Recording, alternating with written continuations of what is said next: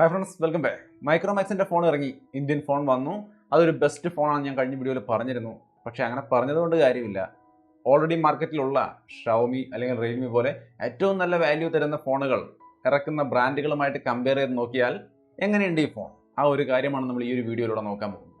നേരെ വീഡിയോയിൽ.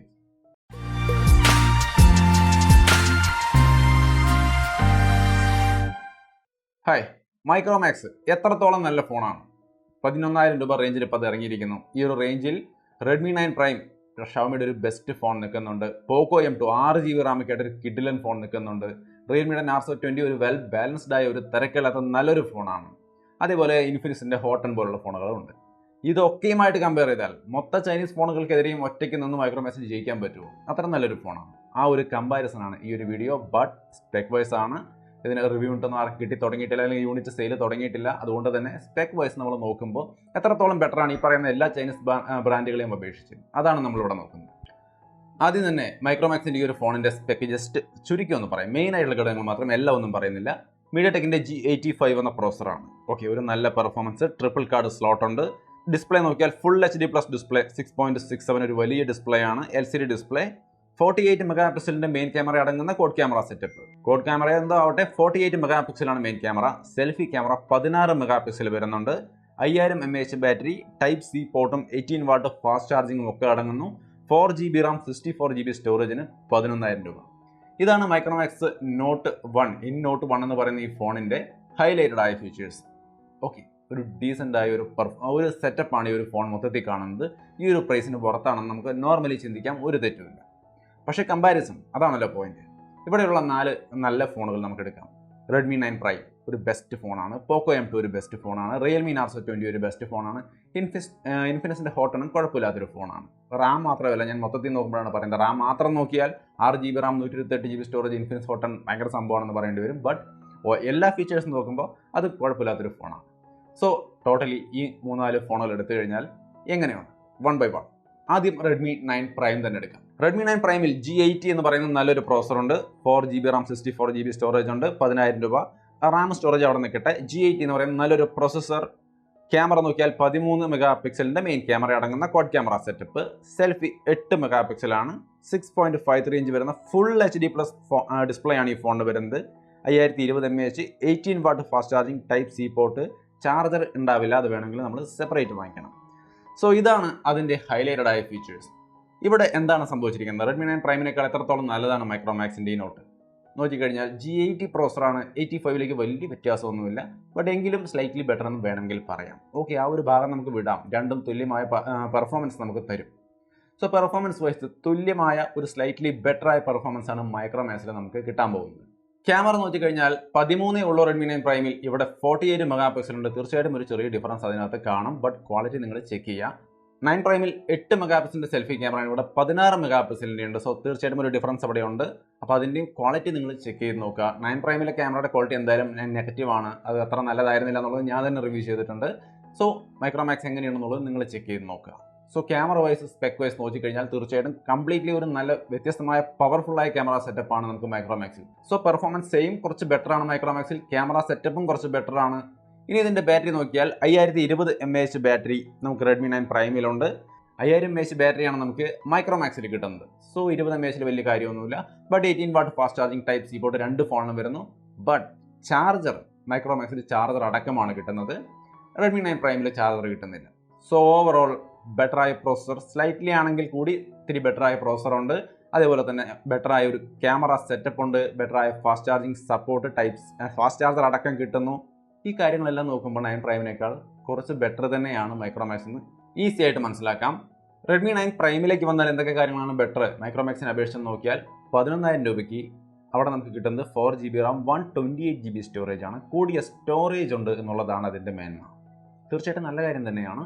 ബട്ട് ഈ ക്യാമറയും ബാറ്ററിയും ഫാസ്റ്റ് ചാർജറും അതിൻ്റെ ഒപ്പം 64GB സ്റ്റോറേജും ഉണ്ട്. ട്രിപ്പിൾ കാർഡ് സ്ലോട്ട് 2 ഡിവൈസിന് സപ്പോർട്ട് ചെയ്യുന്നുണ്ട്. സോ സ്റ്റോറേജ് നമുക്ക് മെമ്മറി കാർഡ് ഇടാമെന്നുള്ളത് ഒരു ഈസിയായി അഡ്ജസ്റ്റ് ചെയ്യാവുന്ന ഒരു കാര്യമാണ്. ബാക്കിയുള്ള കാര്യങ്ങളിലെല്ലാം മൈക്രോമാക്സ് തന്നെയാണ് കുറച്ച് ബെറ്റർ ആയ ഒരു ഡിവൈസ് ആയിട്ട് നിൽക്കുന്നത്.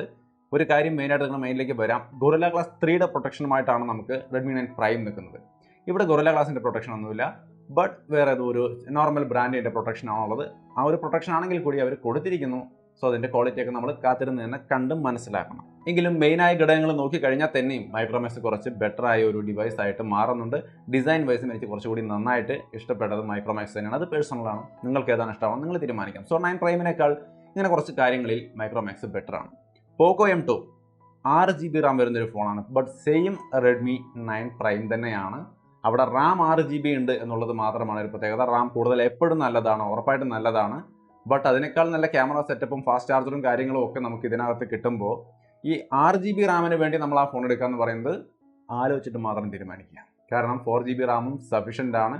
നല്ല പ്രോസറും കാര്യങ്ങളൊക്കെ ആയിട്ട് മൈക്രോമാക്സ് അവിടെയും കുറച്ച് ബെറ്റർ ആണ്. ബട്ട് ധാരാളം ആപ്ലിക്കേഷനുകൾ കുറേയധികം വേണം, റാം ഒരുപാട് വേണം എന്നുള്ളവർക്ക് തീർച്ചയായിട്ടും പോക്കോ M2 എടുക്കാം. ബട്ട് അപ്പോൾ നിങ്ങൾക്ക് നല്ലൊരു ക്യാമറ സെറ്റപ്പും അതേപോലെ ഫാസ്റ്റ് ചാർജറും ഒക്കെ നഷ്ടപ്പെടും. സോ ചിന്തിക്കുക. എന്നെ സംബന്ധിച്ച് എനിക്ക് തോന്നുന്നു അതിനേക്കാൾ നന്നാവുക മൈക്രോമാക്സ് തന്നെയായിരിക്കും. കാരണം കുറേ കൂടി നല്ല ക്യാമറയും ചാർജറും ഒക്കെ നമുക്ക് ഇതിനകത്ത് കിട്ടുന്നുണ്ട്. അതാണ് എൻ്റെ ഒരു പേഴ്സണൽ ഒപ്പീനിയൻ. നിങ്ങളുടെ ആവശ്യമനുസരിച്ച് നിങ്ങളാണ് ചൂസ് ചെയ്യേണ്ടത്. പിന്നെ നിങ്ങൾക്ക് ഇതിനിടയ്ക്ക് ഒരു കാര്യം പറയുകയാണ്, ഇത് പ്രൊമോഷനാണോ മൈക്രോമാക്സിൻ്റെ എന്ന് നിങ്ങൾക്ക് തോന്നിയിട്ടുണ്ടെങ്കിൽ തെറ്റാണ്. മൈക്രോമാക്സുമായിട്ട് നമുക്ക് ഒരു ടച്ചും ഇല്ല. ഈ ഒരു ഫോൺ ഒരു ഇന്ത്യൻ ഫോൺ എന്ന രീതിയിൽ ഒരു നല്ല ഫോൺ ഇറങ്ങി കഴിഞ്ഞപ്പോൾ ചൈനീസ് ഫോണുകളുമായിട്ട് കമ്പയർ ചെയ്താൽ എങ്ങനെ ഉണ്ടാവും എന്നുള്ള കാര്യത്തിന് നിങ്ങൾക്കൊരു ചെറിയ ഐഡിയ കിട്ടാൻ വേണ്ടി മാത്രം ഞാൻ പേഴ്സണലായിട്ട് ചെയ്യുന്ന വീഡിയോ ആണ്. ഒരു കൊളാബറേഷനും പ്രൊമോഷനും ഇതിനകത്ത് വരുന്നില്ല. ഇനി അടുത്തൊരു കാര്യം, റിയൽമിയുടെ നാർസോ 20 ഈ ഫോണുമായിട്ട് കമ്പയർ ചെയ്താൽ എങ്ങനെ ഉണ്ടാവും? ഈ ഫോണിൻ്റെ കാര്യങ്ങൾ നോക്കിക്കഴിഞ്ഞാൽ G85 പ്രോസർ തന്നെയാണ് വരുന്നത്. 6.5 ഇഞ്ച് വരുന്ന HD+ ഡിസ്പ്ലേ ആണ്. 48 മെഗാ പിക്സലിൻ്റെ മെയിൻ ക്യാമറയുണ്ട്. 8 mega pixel selfie camera, 6000 mAh battery, 18 watt fast charger. അപ്പോൾ എല്ലാ കാര്യങ്ങളും സെറ്റാണ്. ഒരു നല്ല ഫോണാണ് നാർസോ 20. ആ പ്രൈസിന് ഒരു നല്ല ഫോൺ തന്നെയാണ്. മൈക്രോമാക്സിൻ്റെ ഫോണുമായിട്ട് കമ്പയർ ചെയ്ത് നോക്കിക്കഴിഞ്ഞാൽ 1000 mAh ബാറ്ററി കൂടുതലുണ്ട്. സോ ഒരു എഡ്ജ് ആ ഒരു 1000 mAh കൂടുതൽ അതിനകത്ത് കിട്ടും. ബട്ട് മൈക്രോമാക്സിൽ എന്താണ് പ്രത്യേകത? ഇതിനകത്ത് ഫുൾ HD ഡിസ്പ്ലേ ആണ്. 5 ഹോൾ ക്യാമറ സെറ്റപ്പ് അടങ്ങുന്ന ഫുൾ HD ഡിസ്പ്ലേ ആണ് നമുക്ക് കിട്ടുന്നത്. അതേപോലെ തന്നെ 48 മെഗാ പിക്സൽ മെയിൻ ക്യാമറയോടൊപ്പം 16 മെഗാ പിക്സലിൻ്റെ സെൽഫി ക്യാമറയും നമുക്ക് വരുന്നുണ്ട്. നാർസോയിൽ 8 മെഗാ പിക്സലിൻ്റെ സെൽഫി ക്യാമറയുള്ളൂ. ബാക്കി എല്ലാ കാര്യങ്ങളും ഏറെക്കുറെ സെയിം ആണ്. സോ ഇവിടെ ബാക്കി എല്ലാ ഘടകങ്ങളും സെയിം ആണെന്നാണ് ഞാൻ പറഞ്ഞത്. ഒരു 1000 mAh ബാറ്ററി ഒഴിച്ചാൽ ബാക്കി എല്ലാ ഘടകങ്ങളും ഏറെക്കുറെ സെയിം ആണ്. അതിൻ്റെ ഒപ്പം കൂടിയ ക്യാമറ സെറ്റപ്പ് കൊണ്ട് കൂടിയ ഒരു ഡിസ്പ്ലേ ക്വാളിറ്റി നമുക്ക് കിട്ടുന്നുണ്ട്. സോ സെയിം കപ്പാസിറ്റി, അതിൻ്റെ ഒപ്പം ഈ 1-2 കാര്യങ്ങൾ കൂടുതലുള്ളത് കൊണ്ട് മൈക്രോമാക്സ് തന്നെ ഞാൻ അവിടെയും ചൂസ് ചെയ്യും. 1000 mAh ബാറ്ററി കൂടുതൽ നിങ്ങൾക്കൊരു വലിയ ഘടകമായിട്ട് തോന്നുമെങ്കിൽ നിങ്ങൾക്ക് തീർച്ചയായിട്ടും നാർസോ 20 എടുക്കാം. അപ്പോൾ ഇവിടെ ഞാൻ പറഞ്ഞത് നാർസോ 20 നല്ലതാണ്. ബട്ട് അതിനേക്കാൾ കുറച്ചുകൂടി നല്ല ഓപ്ഷൻ നമുക്ക് മൈക്രോമാക്സ് തന്നെ ആയിരിക്കും എന്നുള്ളതാണ് എൻ്റെ പോയിന്റ് ഓഫ് വ്യൂ. നിങ്ങൾക്ക് വ്യത്യസ്തമായ അഭിപ്രായം ഉണ്ടെങ്കിൽ നിങ്ങൾക്ക് തീർച്ചയായിട്ടും നാർസോ എടുക്കണമെങ്കിലും കുഴപ്പമൊന്നുമില്ല. ബട്ട് ജനറലി നമ്മൾ മെയിനായിട്ടുള്ള ഒരു നോർമൽ യൂസർക്ക് എന്ന രീതിയിൽ ഒരു ഫോൺ സെലക്ട് ചെയ്യാൻ നോക്കിയാൽ അവിടെ മൈക്രോമാക്സ് തന്നെ ആയിരിക്കും ബെറ്റർ ആവുക. ഇനി ഈ റേഞ്ചിലെ മറ്റൊരു ഫോൺ എന്ന് പറയുന്നത് ഇൻഫിനിക്സിൻ്റെ ഹോട്ട് ആണ്. 6GB റാം 128GB സ്റ്റോറേജ് ഒക്കെ 10 രൂപ താഴെ അല്ലെങ്കിൽ 10 രൂപ റേഞ്ചിൽ തരുന്നൊരു ഫോണാണ്. സോ തീർച്ചയായിട്ടും ഒരു നല്ല ഓപ്ഷൻ അല്ലേ എന്ന് ചിന്തിക്കാം. നല്ല ഓപ്ഷനാണ്. ബട്ട് മൈക്രോമാക്സ് 11,000 മൈക്രോമാക്സുമായിട്ട് കമ്പയർ ചെയ്താൽ എങ്ങനെ ഉണ്ടാവും? തീർച്ചയായിട്ടും മൈക്രോമാക്സ് ആണ് കുറച്ച് ബെറ്റർ. കാരണം അതിലുള്ളത് G70 പ്രോസറാണ്. അതിനേക്കാൾ ഒരുപാട് നല്ല പ്രോസറാണ് G85. സോ കുറച്ച് ബെറ്റർ ആയ പെർഫോമൻസ് നമുക്ക് അവിടെ എക്സ്പെക്ട് ചെയ്യാം. ക്യാമറ 48 മെഗാ പിക്സലിൻ്റെ മെയിൻ ക്യാമറയും 16 മെഗാ പിക്സലിൻ്റെ സെൽഫി ക്യാമറയും മൈക്രോമാക്സിൽ കിട്ടുമ്പോൾ ഇൻഫിനിക്സിനകത്ത് നമുക്ക് കിട്ടുന്നത് 16 മെഗാ പിക്സലിൻ്റെ മെയിൻ ക്യാമറയും 8 മെഗാ പിക്സലിൻ്റെ സെൽഫി ക്യാമറയുമാണ്. So camera wise completely better ആയ ഒരു സെറ്റപ്പ് മൈക്രോമാക്സിലാണ്. ബാറ്ററി നോക്കിയാൽ 5200 mAh ബാറ്ററിയും 18 വാട്ട് ഫാസ്റ്റ് ചാർജിങ്ങും സെയിം ആണ്. പക്ഷേ ടൈപ്പ് സി പോർട്ട് നമുക്ക് മൈക്രോമാക്സിനകത്ത് ടൈപ്പ് സി പോർട്ടും കാരണം കിട്ടുന്നുണ്ട്. ഇൻഫിനിക്സിൽ അത് ഇപ്പോഴും മൈക്രോ USB തന്നെയാണ് വരുന്നുള്ളൂ. സോ 2-3-4 കാര്യങ്ങളിൽ ഈ റാം സ്റ്റോറേജ് എന്ന ഒരു സംഗതി ഒഴിച്ചു നിർത്തിയാൽ ബാക്കി എല്ലാ കാര്യങ്ങളിലും കുറേ കൂടി ബെറ്റർ ആയ ഫുൾ HD ഡിസ്പ്ലേ ആയിട്ടുള്ള മൈക്രോമാക്സ് തന്നെയാണ് ഇൻഫിനിക്സിനേക്കാൾ ബെറ്റർ ആയിരിക്കും. ഒന്നുകൂടി ക്ലാരിഫൈ ചെയ്യാം. ഇൻഫിനിക്സ് ഹോട്ടിനകത്ത് HD+ ഡിസ്പ്ലേ മാത്രമേ നമുക്ക് കിട്ടുന്നുള്ളൂ. 16 മെഗാ പിക്സലിൻ്റെ മെയിൻ ക്യാമറയുള്ളൂ. 8 മെഗാ പിക്സലിൻ്റെ സെൽഫി ക്യാമറയുള്ളൂ. G70 പ്രോസസ്സറേ ഉള്ളൂ. മൈക്രോ USB പോർട്ടേ വരുന്നുള്ളൂ. സോ ഇത്രയും ഘടകങ്ങളിലും ഫാർ ബെറ്റർ ആണ് Micromax. Just 6GB Ram 128GB storage എന്ന ഒറ്റ ഘടകം മാത്രമാണ് നമുക്ക് ഇൻഫിനിക്സ് ഹോട്ടിനകത്ത് ഗുഡായിട്ട് പറയാനുള്ളൂ. അപ്പോൾ റാമാണ് നിങ്ങൾക്ക് പ്രധാനം, ബാക്കി എല്ലാ സംഭവങ്ങളും പോയിക്കോട്ടെ എന്ന് ചിന്തിക്കുന്നുവെങ്കിൽ നിങ്ങൾക്ക് അതെടുക്കാം. ബട്ട് നോർമൽ യൂസർക്ക് എന്തുകൊണ്ടും ഹോട്ടിനേക്കാൾ നല്ലത് മൈക്രോമാക്സിൻ്റെ നോട്ട് തന്നെയായിരിക്കും. അപ്പോൾ അതാണ് ഈ ഒരു റേഞ്ചിലെ പ്രധാനപ്പെട്ട കുറച്ച് ഫോണുകളുമായിട്ട് കമ്പയർ ചെയ്യുമ്പോഴുള്ള മൈക്രോമാക്സിൻ്റെ ഒരു സ്പെഷ്യാലിറ്റി എന്ന് പറയുന്നത്. എല്ലാ ചൈനീസ് ഫോണുകളോടും ഒരു തരത്തിൽ അല്ലെങ്കിൽ മറ്റൊരു തരത്തിൽ കോമ്പീറ്റ് ചെയ്ത് നിൽക്കാൻ കഴിയുന്ന നല്ല ശക്തമായൊരു ഫോണാണ് മൈക്രോമാക്സ് ഇന്ത്യയിൽ അവതരിപ്പിച്ചിരിക്കുന്നത്. എൻ്റെ മാത്രം ഒപ്പീനിയൻ അല്ല, ഞാൻ കഴിഞ്ഞ ദിവസങ്ങളിലൊക്കെ മറ്റുള്ളവരുടെ ഒപ്പീനിയൻസ് ഒക്കെ സെർച്ച് ചെയ്യായിരുന്നു. എല്ലാവർക്കും ഈ ഒരു ഒപ്പീനിയൻ തന്നെയാണ് ഉള്ളത്. ബട്ട് നിങ്ങളുടെ ഒപ്പീനിയൻസ് എന്താണെന്നുള്ളത് തീർച്ചയായിട്ടും കമൻറ്റായിട്ട് ഷെയർ ചെയ്യാം. അപ്പോൾ അത്രയുമാണ് നമ്മുടെ ഇന്നത്തെ വീഡിയോ ഇഷ്ടപ്പെട്ടാൽ ലൈക്ക് ചെയ്തും ഷെയർ ചെയ്തൊക്കെ നമ്മളെ സപ്പോർട്ട് ചെയ്യാം. വീണ്ടും മറ്റൊരു വീഡിയോ ആയിട്ട് കണ്ടുമുട്ടാം. ബൈ.